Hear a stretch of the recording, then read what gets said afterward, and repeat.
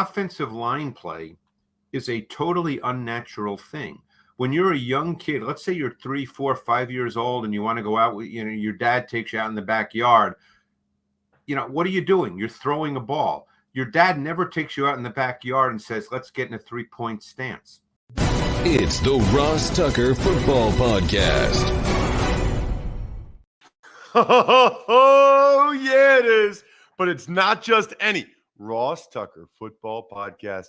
It is a teaching tutorial Thursday, which means the civilian GOAT, greatest of all time, Greg Cosell from NFL Films, is in the house.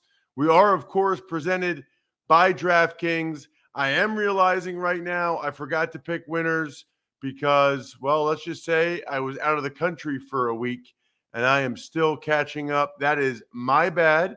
You should, however, check out the pictures on Facebook and Instagram of my family and I, our trip to the Galapagos Islands. Very, very unique, very cool. That's facebook.com/Ross Tucker NFL or Ross Tucker NFL on Instagram. I am, and we are on Threads, by the way. So I'll try to remember on Monday to have a spread the word winner via social media. It's probably the easiest contest out there. You just retweet or quote tweet or Instagram comment or Facebook review or any of those things for either at Ross Tucker NFL or at Ross Tucker Pod. Then the sponsor confirmation email winners we love because the sponsors are the things that make us go. And so if you guys take advantage of some of their awesome offers, then they will continue to advertise and we'll continue to have a show. That's kind of what we're trying to do here. So that is awesome. Those of you that do that, any of them, of course, DraftKings being our primary sponsor. Then the YouTube growth has been explosive. It's been great. YouTube.com/Ross Tucker NFL. People absolutely loving being able to check things out online and check out the videos. Speaking of check things out and check out the videos, how about my dudes over at West Shore Home? I've been telling you guys about them for a month. This is the second time I've told you about them. If you are thinking, if you've ever even thought a little bit about replacing your shower or bath, like, man, it'd be nicer if we had a nicer bath in here, bigger bath or a nicer shower, like a more modern shower. Don't even think about it until you go to westshorehome.com/Ross. I cannot believe they tore out both of our old, like 1990s style baths and put in these beautiful, the one is just a shower. The other one's a bath shower. Incredible. Check out the pictures. Check out the videos at westshorehome.com/Ross. Schedule a free estimate. To me, that's like a sponsor confirmation. So then send that to me, Ross at rosstucker.com, to either win a signed press pass or whatever, or to get into the next best ball contest with me and Joe Dolan. westshorehome.com/Ross. It's Big Show time. The Big Show. All right, Greg, I got to be honest with you. I kind of have mixed emotions on this one because I am dying to hear about your trip to the OL Masterminds event. However, I've been invited the last several years, personally invited by Duke Manyweather, and can't go. 2 years in a row, back-to-back years, my wife got me with the family trip during 4th of July week. Last year, it was an Alaskan cruise. This year, it was the Galapagos. What am I going to do, Greg? It's what she wants to do. It's what my kids want to do. So let's do it. But I really want to go to the OL Masterminds event. Of course, check out Greg on social media at Greg Cosell. So I guess, Greg, since I've never been there, and a lot of our listeners or people that watch us on the DraftKings Network or youtube.com/Ross Tucker NFL, they probably don't know anything about it. So rather than me kind of talk about it, since I've never been there, can you just kind of describe or give it an overview first, Greg? Yeah, it was founded, I believe, by Duke Manyweather, who I've known for a number of years. Jeff Schwartz, former NFL O-lineman, is heavily involved. I believe Lane Johnson was very involved in the origin of it as well with Duke. But basically, the premise was that the O-line, as you well know, Ross, having played it, is not really a visible position and a known position to many in terms of of the process in terms of the traits required. If you're watching games on Sunday, when do you hear about offensive linemen? Normally when they commit a penalty, or once in a while there's a run play where someone says, well, look at that block by Ross Tucker. But for the most part, O-line play is not something that people are that aware of. It's sort of a world unto itself, as you well know. So, I think what Duke did is he wanted to sort of bring it out more in the open, really teach the position, get guys to understand its value, deal with the details, the nuance, the subtleties that are demanded in this league, the toughness that's demanded to play this position, the camaraderie, the cohesion, all these things go into it. And what he does is he brings together guys who played in the league. There were Hall of Famers there. Steve Hutchinson was there. Will Shields was there. Andrew Whitworth, who's not at this point a Hall of Famer, but he was there. And I'm missing a lot of people, Damian Woody. So he brings some old timers there. And then there were there were a number of present O-linemen. As I mentioned, Lane Johnson, Teron Armstead's a major part of it. And there were a ton of college O-linemen that were there. It's really helpful for them to hear guys talk about O-line play, and there are breakout sessions that deal with specific things, run blocking, pass protection. Then they have a panel session, where these guys just kind of talk about O-line play and what's involved. It's a 2-day event. I learned an incredible amount. I've been fortunate in my career, Ross, that I know some offensive line coaches, and they always tell me I know more than I think I do, and maybe that's so because I've been watching tape for a long time.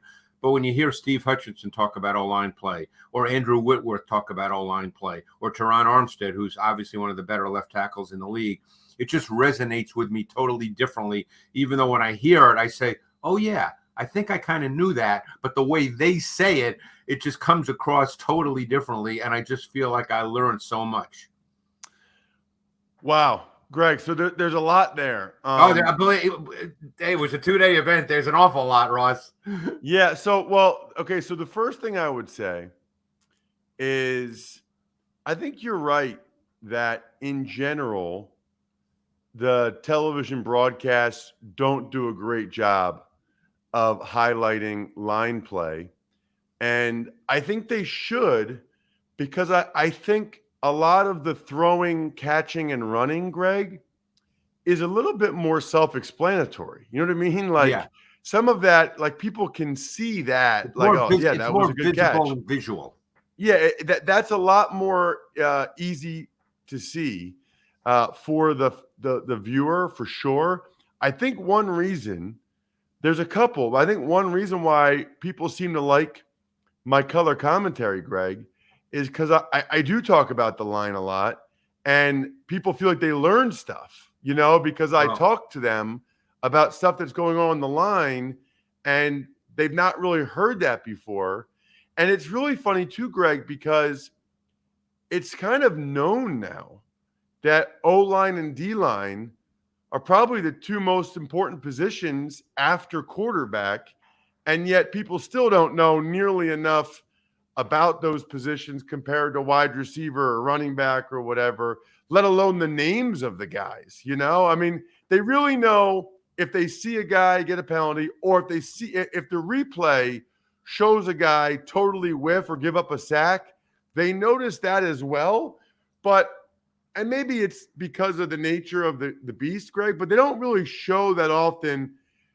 Watch Lane Johnson not let his guy get near the quarterback. They don't, right?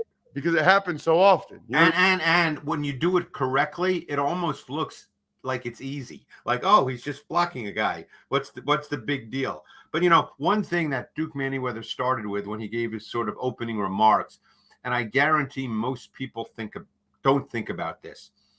Offensive line play is a totally unnatural thing. When you're a young kid, let's say you're 3, 4, 5 years old, and you want to go out with, your dad takes you out in the backyard.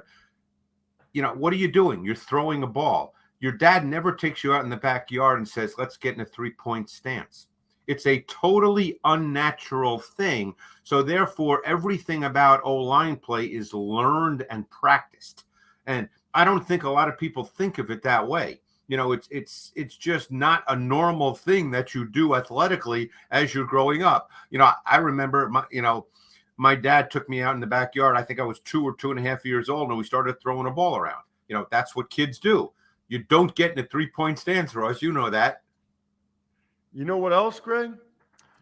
I can't tell you how many parents have big kids and they don't want them to play tackle football when they're younger, which is fine, by the way. Right. But you never hear a kid say they want to play on the line. Correct. And you never hear a parent say they want their kid to play on the line. Never. And Right. there are people that won't even play when there's like a weight limit because, maybe their kid's too big to play, to carry the ball, and they don't want them to have to play on the line. I think one of the misnomers about offensive line play, in my mind, Greg, is that it's not fun or that you have to have the ball to have fun. I'll give you a couple thoughts. Number one, I guess it depends on what you're into, Greg, but when you have the ball, that's like putting a target on your back. Come kill me, okay? I played fullback for a year. The ball is cool, but the ball also, there's some negatives there, having the ball. If you like physically attacking people, if you like to hit people, well, then offensive line, you get to do it every single play, which is awesome. Give me some of the things, Greg, when I want to get to with you quickly, some of the things that you learned and that you took away. I will say this first. I learned while I was in the Galapagos Islands how delicious Labatt Blue Light is because they didn't have Labatt Blue Light. And I was missing and wishing for Labatt Blue Light. So this weekend, you better believe I'll be drinking some Labatt Blue Lights with my friends and family and living life to the power of we. Always enjoy responsibly. Beer, Labatt USA, Buffalo, New York. All right, so Greg, I'm thinking about you, and I know how you love nuance and detail.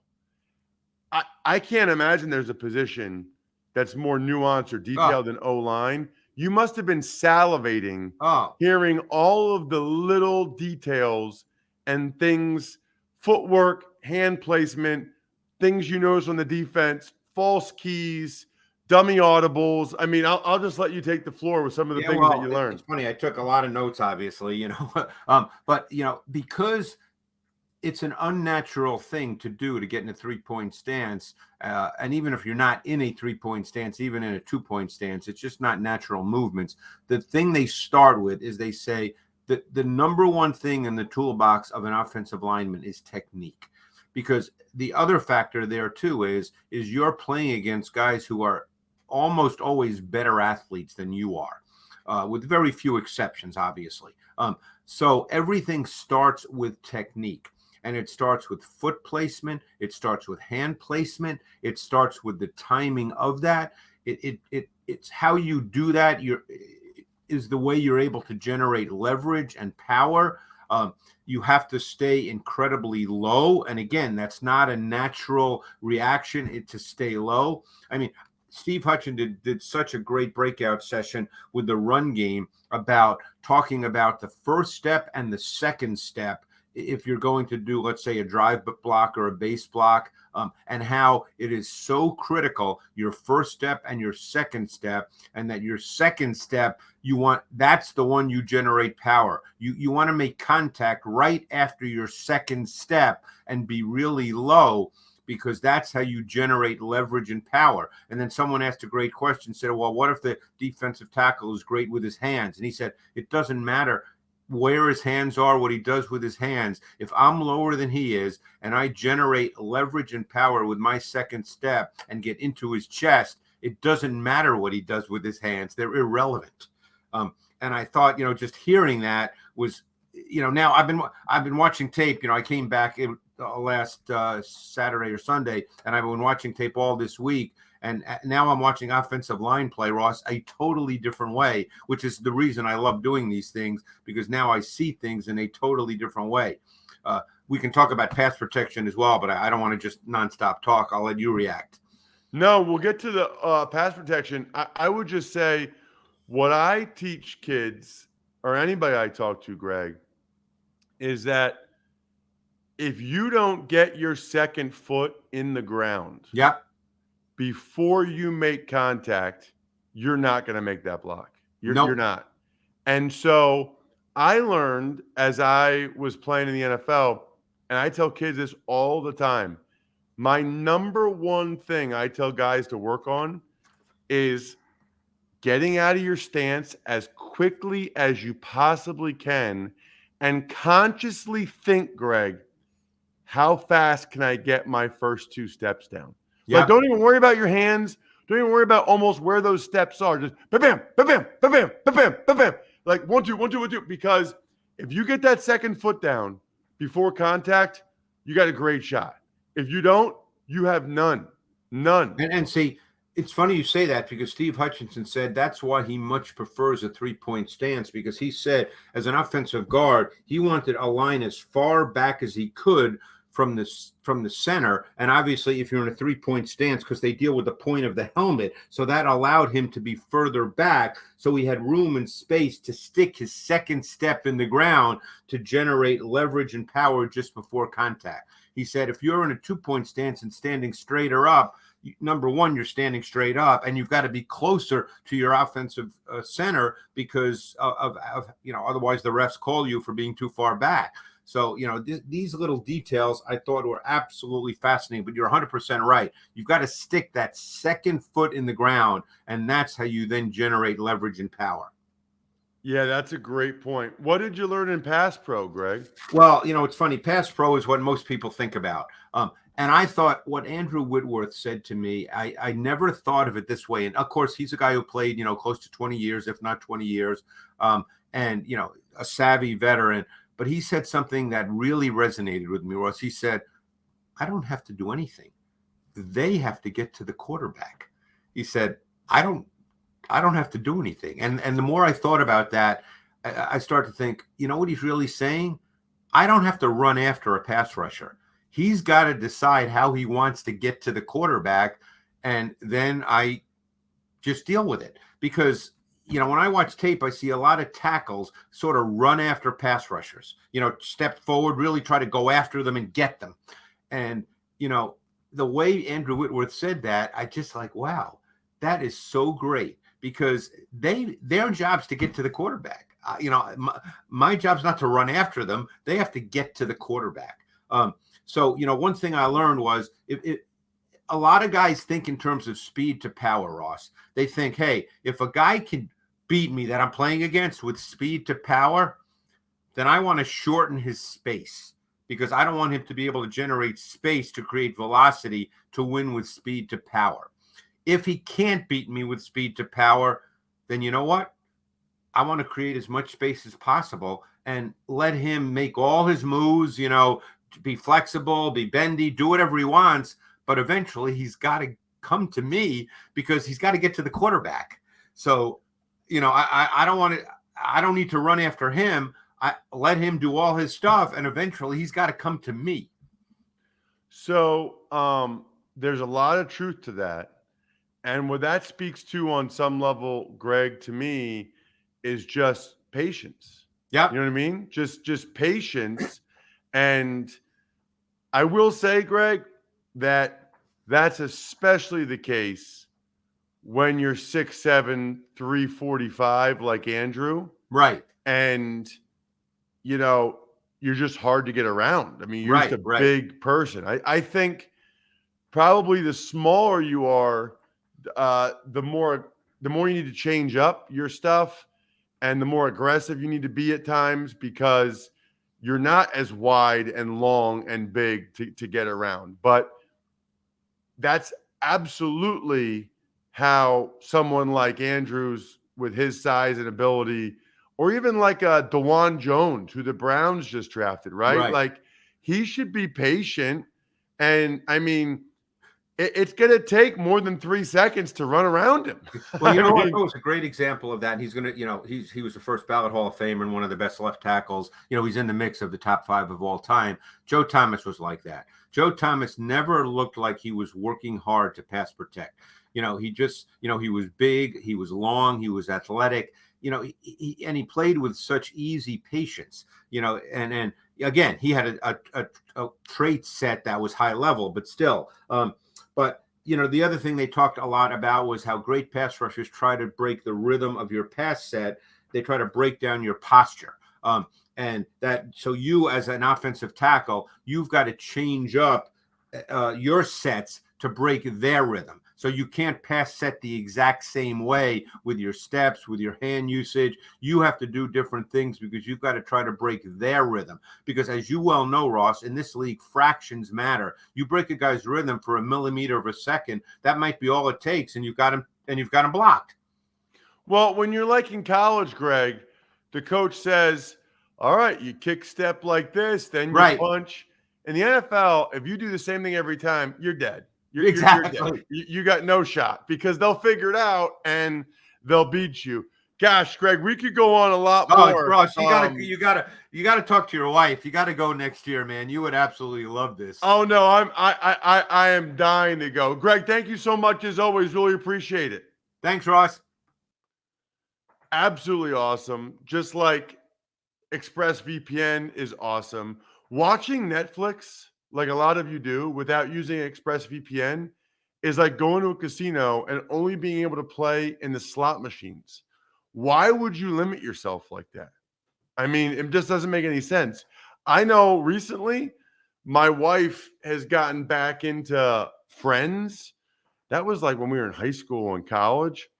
You can watch it in the United States just by going to Netflix UK.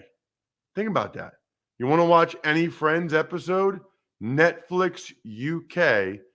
And all you have to do is use ExpressVPN to change where the websites believe you're located. Look, there's a reason why you have VPNs, right? I just was traveling, hotels, airports. You don't want people to be able to, you need it for security, but there's also other benefits as well. Being able to work with other streaming services, YouTube, etc. Be smart. Stop paying full price for streaming services and only getting access to a fraction of their content. Get your money's worth at expressvpn.com/Tucker.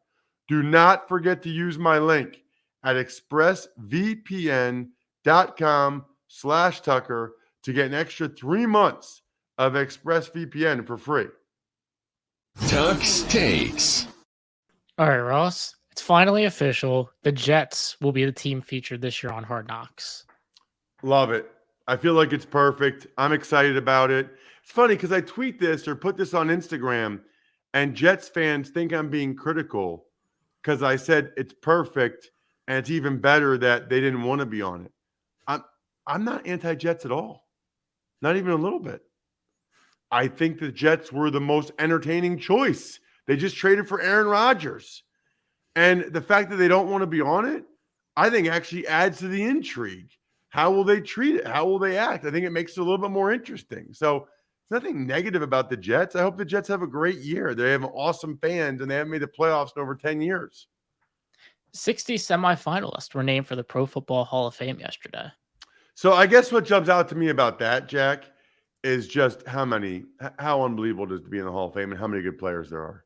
Because you look at that list, and there's nobody on that list where you're like, no way, he doesn't deserve it. No, not a single guy. Netflix's new show Quarterback released yesterday, which includes a cameo from someone that you know quite well, and all the listeners do. So I'm on it, like for sure? If it's not you, it's your doppelganger. I tried to find some way to at least pull the audio. What was I saying? You gotta cut it. You were just talking about how the Chargers, it was literally one. I'm only 5 episodes in. I binged it all last night, but it was the Chargers Chiefs in LA, and they were attacking Mahomes, and you were just like, all of the the defensive lines really getting to Mahomes. It was like a 3-second line, but I literally paused it. It's like, oh, what's that movie? Yeah, I think Leonardo I did do DiCaprio. that game. Where he like points at the screen and whistles. That's literally what I did. But all it says is announcer 2. So they didn't even give you. Oh, come on. But to be fair, that's everybody. All right, what else you got? The Bucks released their creamsicle throwbacks too yesterday. You know what's funny? I do like the creamsicles, but when they wore the creamsicles, everybody made fun of the creamsicles and didn't like the creamsicles. But now everybody wishes they wore the creamsicles. And by the way, creamsicles are delicious, especially when it's hot in the summer. Good stuff. I can't believe that's already our last episode this week. Check them all out. If you missed any this week, check them out the next few days. Even Money, Fantasy Feast, College Draft, any of the Ross Tucker football podcasts you missed. We'll be back early Monday morning. Have a great weekend, everybody. I think we're done here. Thanks for listening to the Ross Tucker Football Podcast. Make sure to also subscribe to the Fantasy Feast, Even Money, Business of Sports, and College Draft. All available at Apple Podcasts, rosstucker.com, or wherever podcasts can be found.